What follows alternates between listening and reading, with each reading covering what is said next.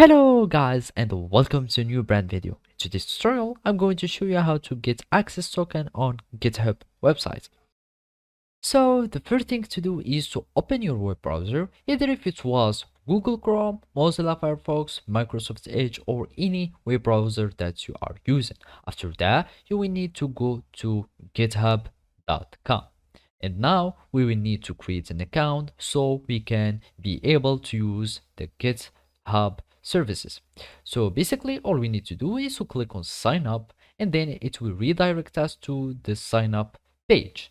And now you need to add your email, then gmail.com or any other email that you are using. You click on continue, you create a password. So if it was anything like that, you click on continue and then you will add a username, for example whatever the username was.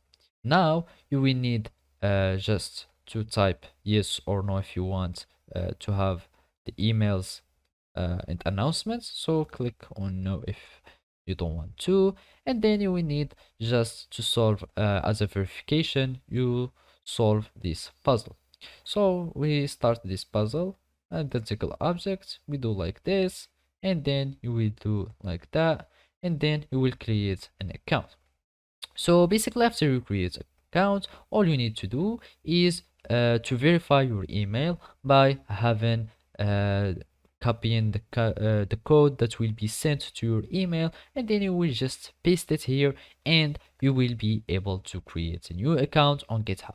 After that, it will sign in you and you will have access to use the GitHub repository. And basically now all you need to do is to follow these simple steps. So after you log into your account, all you need to do is to go to your profile, settings, and then you will need to go to the developer settings here at the bottom. We'll click developer settings. Here you go to personal access tokens, and here we will find tokens. After that, you will need just to click on generate new token and click on them.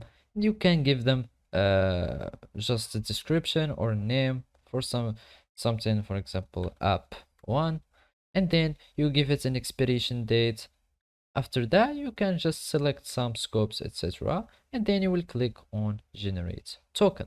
After that, you will need just to copy this token, and this is your personal token or personal access token. So basically this is how you can do it. Thank you for watching and see you next time.